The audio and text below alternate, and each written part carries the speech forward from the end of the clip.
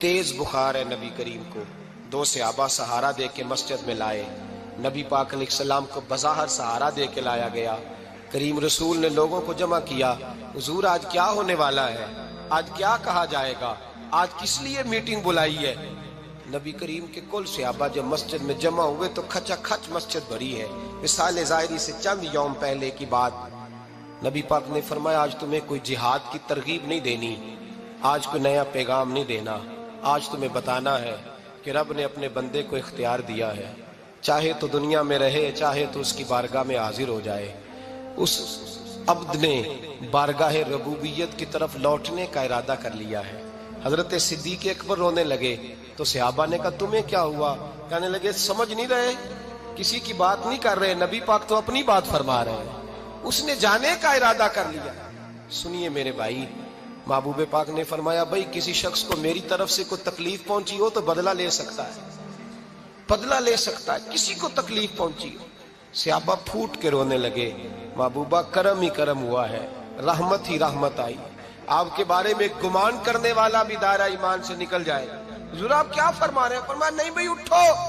पीछे से जनाब अकाशा बिन मोहसन उठे, हाथ कांपते हैं आगे बढ़े, कहने लगे या रसूल अल्लाह एक जंग के मौके पर आपने दुर्रा मारा था, नंगी पीठ पर सफ़ें सीधी कराते, बात दिल में रह गई है, मैंने बदला लेना है।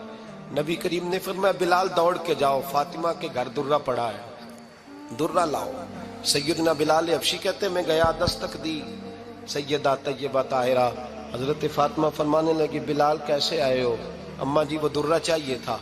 सैयदा को तशवीश हुई, कहने लगे बिलाल ना तो जंग पे जाना है, ना जिहाद है, ना कोई ऐसा मौका है, हुजूर की तो तबीयत मुबारक बज़ाहिर बड़ी अलील है, दुर्रा क्या करेंगे।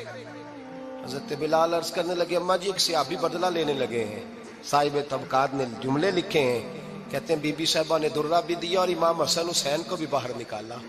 फरमाने लगी अकाशा से कहना 100 दुर्रे मारे, इन दो शहजादों के जिस्म पर नबी पाक के करीब न जाए, मैंने 2 बच्चे पैदा ही अपने महबूब पर कुर्बान करने के लिए किए, इनको ले जाए। हजरत बिलाल कहते मैं 2 शहजादे लेके आया और जब दरवाजे में मैं लेके पहुंचा तो नबी पाक ने देखा तो आंखों में आंसू आ गए। फरमाया इनको बिठा दो, मुझे पता है फातिमा ने क्या कह के भेजा है। हजरत सैयदना बिलाल फरमाते हैं दुर्रा मैंने जनाब अकाशा को दिया। हजरत अकाशा दुर्रा लेके आगे जो बढ़े तो हजरत अबू बकर सिद्दीक ने उनके पैरों पे हाथ रखा, फरमाया अकाशा मेरी तरफ आ यार, मुझे मार दुर्रे, नबी पाक के करीब ना जा। मुस्तफा करीम ने फरमाया अबू बकर तू हट जा, इसे आने दे।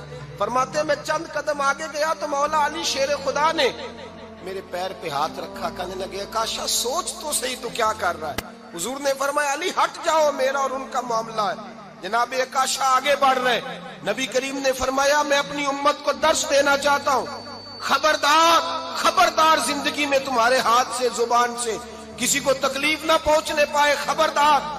याद रखना वो माशरे बिगड़ जाते हैं, वो माशरे तबाह कर दिए जाते हैं जहां जुल्म होता है, जहां ज्यादती होती है, जहां लोगों को सताया जाता है। महबूब करीम के करीब आए हजरत अकाशा का, हुजूर मेरी पीठ नंगी थी, आप भी जरा कपड़ा हटाइए। नबी करीम ने पीठ से कपड़ा हटाया, जनाब अकाशा ने दुर्रा जो उठाया तो सहाबा की चीखें निकली। हजरत अकाशा ने दुर्रा दूर फेंका, हुजूर के बतने अतहर से लिपट गए, चूमने लगे, कहने लगे हुजूर वो तो सफ़े सीधी कराते लग गया था, आपने कहा मारा था। या रसूल अल्लाह मैं तो बहाना बना रहा था कि जाती दफा मुझे वजूद चूमने का मौका नसीब हो जाए, मुझे ये मौका नसीब हो जाए।